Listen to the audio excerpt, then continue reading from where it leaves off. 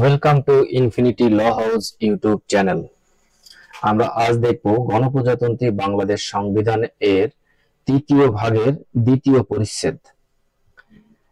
দ্বিতীয় পরিচ্ছেদ প্রধানমন্ত্রী ও মন্ত্রিসভা বিষয়ক। অনুচ্ছেদ ৫৫ মন্ত্রিসভা। ১. প্রধানমন্ত্রীর নেতৃত্বে বাংলাদেশের একটি মন্ত্রিসভা থাকিবে এবং প্রধানমন্ত্রী ও সময়ে সময়ে তিনি যেরূপ স্থির করিবেন সেইরূপ অন্যান্য মন্ত্রী লইয়া এই মন্ত্রিসভা গঠিত হইবে। ২. প্রধানমন্ত্রী কর্তৃক বা তাহার কর্তৃত্বে এই সংবিধান অনুযায়ী প্রজাতন্ত্রের নির্বাহী ক্ষমতা প্রযুক্ত হইবে। ৩. মন্ত্রিসভা যৌথভাবে সংসদের নিকট দায়ী থাকিবেন। ৪. সরকারের সকল নির্বাহী ব্যবস্থা রাষ্ট্রপতির নামে গৃহীত হইয়াছে বলিয়া প্রকাশ করা হইবে। ৫.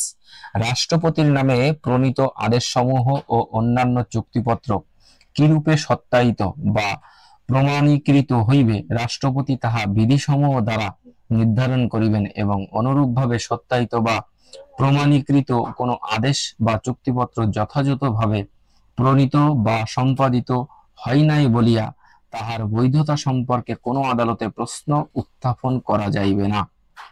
৬.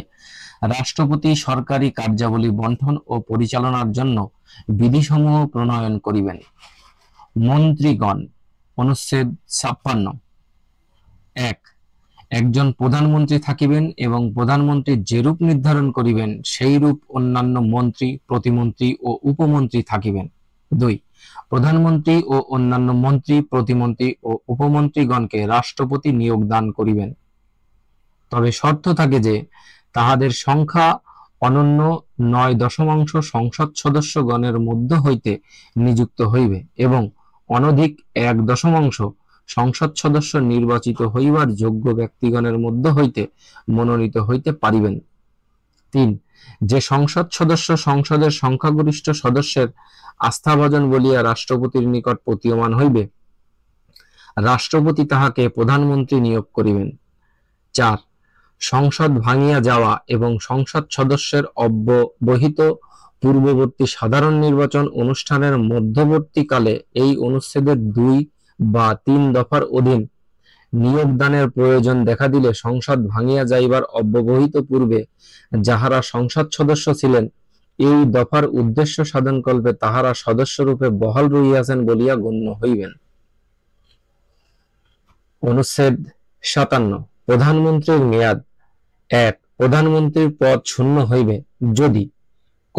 তিনি কোন সময়ে রাষ্ট্রপতির নিকট পদত্যাগপত্র প্রদান করেন অথবা খ. তিনি সংসদ সদস্য না থাকেন। ২. সংসদে সংখ্যাগরিষ্ঠ সদস্যের সমর্থন হারাইলে প্রধানমন্ত্রী পদত্যাগ করিবেন কিংবা সংসদ ভাঙিয়া দিবার জন্য লিখিতভাবে রাষ্ট্রপতিকে পরামর্শ দান করিবেন এবং তিনি অনুরূপ পরামর্শ দান করিলে রাষ্ট্রপতি অন্য কোন সংসদ সদস্য সংসদের সংখ্যাগরিষ্ঠ সদস্যের আস্থাভাজন নহে এই মর্মে সন্তুষ্ট হইলে সংসদ ভাঙিয়া দিবেন। ৩. প্রধানমন্ত্রীর উত্তরাধিকারী কার্যভার গ্রহণ না করা পর্যন্ত প্রধানমন্ত্রীকে স্বীয় পদে বহাল থাকিতে এই অনুচ্ছেদের কোনো কিছুই অযোগ্য করিবে না। অনুচ্ছেদ ৫৮। অন্যান্য মন্ত্রীর পদের মেয়াদ। ১.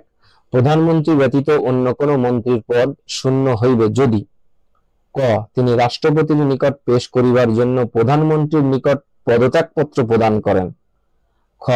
তিনি সংসদ সদস্য না থাকেন তবে ৫৬ অনুচ্ছেদের ২ দফা শর্তাংশের অধীনে মনোনীত মন্ত্রীর ক্ষেত্রে ইহা প্রযোজ্য হইবে না, গ. এই অনুচ্ছেদের ২ দফা অনুসারে রাষ্ট্রপতি অনুরূপ নির্দেশ দান করেন অথবা ঘ. এই অনুচ্ছেদের ৪ দফায় যেরূপ বিধান করা হয়েছে তাহা কার্যকর হয়। ২. প্রধানমন্ত্রী যে কোনো সময় কোন মন্ত্রীকে পদত্যাগ করিতে অনুরোধ করিতে পারিবেন এবং উক্ত মন্ত্রী অনুরোধ পালনে অসমর্থ হইলে তিনি রাষ্ট্রপতিকে উক্ত মন্ত্রীর নিয়োগের অবসান ঘটাইবার পরামর্শ দান করিতে পারিবেন। ৩. সংসদ ভাঙিয়া যাওয়া অবস্থায় যে কোনো সময়ে কোন মন্ত্রীকে স্বীয় পদে বহাল থাকিতে এই অনুচ্ছেদের ১ দফার ক, খ ও ঘ উপদফার কোনো কিছুই অযোগ্য করিবে না। প্রধানমন্ত্রী পদত্যাগ করিলে বা স্বীয় পদে বহাল না থাকিলে মন্ত্রীদের প্রত্যেকে পদত্যাগ করিয়াছে বলিয়া গণ্য হইবে।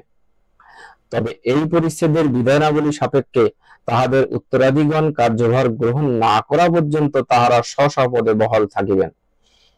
5 এই অনুচ্ছেদে মন্ত্রী বলিতে প্রতিমন্ত্রী ও উপমন্ত্রীও অন্তর্ভুক্ত হইবে। ইনফিনিটি ল হাউসে আমাদের রিডিং কন্টেন্ট গুলা ভালো লাগলে অবশ্যই চ্যানেলটি সাবস্ক্রাইব করে দিবেন এবং অন্যদের মাঝে শেয়ার করে দিবেন। ধন্যবাদ।